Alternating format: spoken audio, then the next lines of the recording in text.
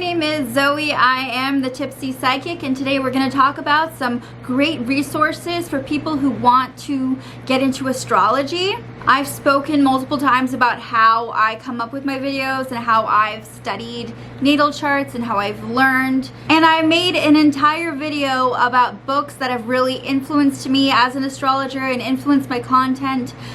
So definitely check that video out. If you haven't, I'll definitely post the link below. So make sure you watch that, because books are a great place to start when you're getting to know the signs, when you're getting to learn how to read natal charts. It's a good place to start and study the knowledge. But today I want to talk about what else you can do if you're beginning and you're trying to learn more about your sign and about reading natal charts. What else can you use on your journey? First up, I want to talk about apps. Now, when you really start to dive into professional astrology, like if you are going to read natal charts at a professional level, it becomes more important for you to get some kind of software to really type in everything and read the charts. So there are different websites you can do this on to get your free chart, to get started, and those are a great place to start. But I found that having an app, whether it was on my phone or my computer, that allowed me to really look at the charts for what they were, was really helpful. And it took me a while before I found the ones that I really liked. In the astrological community, a lot of professional astrologers use SolarFire, and that is for Windows only, and it's like a couple $100. And I don't have Windows, I have a Mac. And it was surprisingly difficult to find the right software for me. I think this is sort of a debate among astrologers or people who want to start out. They want to find the right software for reading things. And with the perfect software, you can compare charts. You know, if you have two people that you're reading, or you can also speed it up and look up where your placements are going to be in the future or where they were in the past. So they're really good for many different reasons, and you can also adjust them and make them you can customize them and create options that work in your favor. There's so many different types of natal charts, and different softwares will be able to transfer different data for to make it look different, I guess. I don't know. So I'm not made of money. New York is expensive, and I decided it was best to start with a phone app. I had been getting my chart off of online websites for free, which is great when you just want to first read it.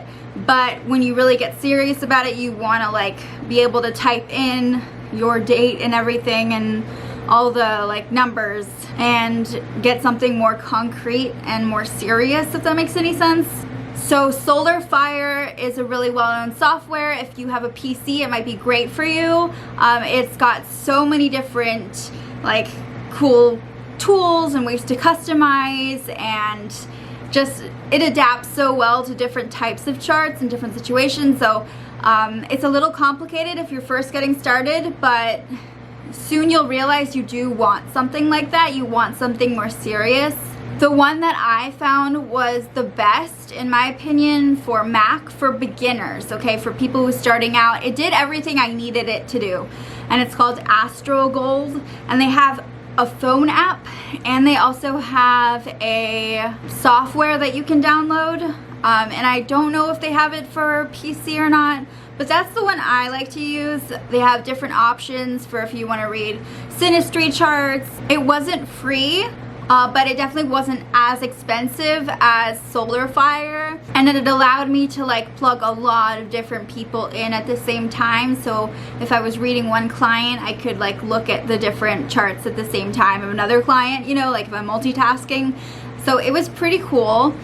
It is pretty cool. It still exists. Before I tried Astrogold, I wanted to find something that was free, and I tried Time Nomad. So Time Nomad is it's the same thing. What I really like about it is it's really good for looking at planetary shifts and looking at aspects in the now. There's so many different features. You can customize it.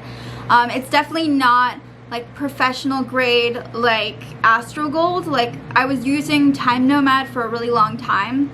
So if you want to explore chart reading, maybe Time Nomad might be the best place to start, and then you have to decide like if that's enough and if you want to get more serious about it. Some of you may have heard of Costar or Time Passages. I tried both of those apps. They were okay, they did what they needed to do, but I felt like they were really generic, and they were too, like, they were all about your horoscope, but it was more like a generated horoscope based on your sign. So if you like that and you don't really want to go through all the trouble of actually reading a chart, maybe Costar or Time Passages would be fun. I think Time Passages has a application, like computer application version, as well as a phone version. I should have probably done better research before filming this, but yeah, you guys should definitely look up phone apps and software for your computer if you are really interested in like pursuing this in a serious way. You can also get a free natal chart on Costar. So now I'm going to talk about some of the websites you can use now that I've talked about like the fancy software. So these websites will give you free natal charts.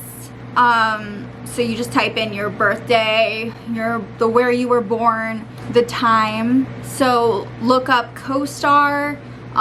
There's also Astrolab, and I will be posting all these links below for you, so you'll have like a treasure chest to go through of resources. There's cafeastrology.com. That one has a really good natal chart for you. So these are all different free methods to get your natal chart. It's just like if you want to really go further into it, then it's probably easier for you and more like worth it to get a software. But there are plenty of free ones out there, and there's plenty of free apps. They just might not be like professional grade, if that makes any sense. It's kind of something you have to figure out as you go along. Like there's not really like a handbook for this stuff. That's kind of why I'm trying to like give it to you now, if that makes any sense. So I feel like nowadays you can go on YouTube and like look up anything and like learn it in a very legitimate way. Like there are seriously legitimate courses on YouTube and people on YouTube who are professionals who know stuff. Obviously there's a lot of crap to sort through, but there are some YouTubers that have really inspired me, and my favorite one for astrology is Tan Astrology. So I'll definitely post the link to her channel below. It's awesome. She really goes into depth about certain books, and it's not just all generic.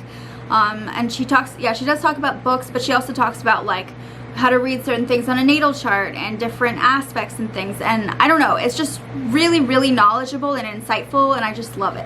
So make sure you check out that content. I think one thing that really helped me on my journey with astrology is actually talking to people about astrology, like talking to other people who were passionate about it, people who knew stuff about it. Because what it is it's a scholarly thing. Like when you decide you're interested in astrology and studying the stars and studying the planetary shifts and the different movements in the sky, like when you decide that, then you are being a student, you are being a scholar. And so everything that you do, all the information that you take in, all the things you talk about with people who are also scholars of astrology, you want to talk to them, you want to share information, learn from them, grow with them. So having a tribe of people that you can talk to about this stuff, talk to about your discoveries, talk to about some things you've struggled with, like you'll develop your own way of reading people and reading charts. But it really helps to not feel so alone in it, because it is a lot of studying, a lot of just reading charts. After a while, there's a mechanical side to it. And so being able to talk about it and really like understand it and see other people's perspectives and how they would read a chart is so cool. It's so cool and so rewarding. So it's really important to have local like people, like whether you have friends that you can talk to about it, or meetups. So in New York there is the NYC Astrology Meetup. It's a really big one, and they meet like once a month, and there are different speakers who will talk about certain topics. During the pandemic, I really stopped going, but it was really helpful to feel connected to a lot of people who are into this stuff, because in my daily life, I don't have a lot of people in my life that are like really into astrology. Like, I'm not part of that kind of community. So if you are like me and you want to meet other people who are also interested in the same thing, then I definitely suggest you find a meetup in your area.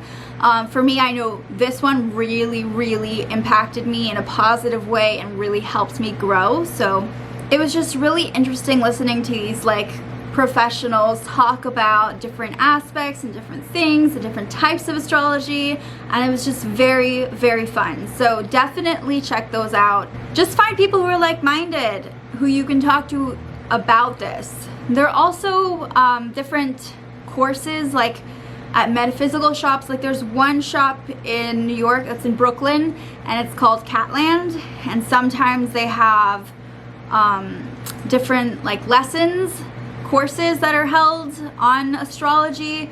And I'm sure if you look in your neighborhood, I'm hoping that you don't live in the middle of nowhere here.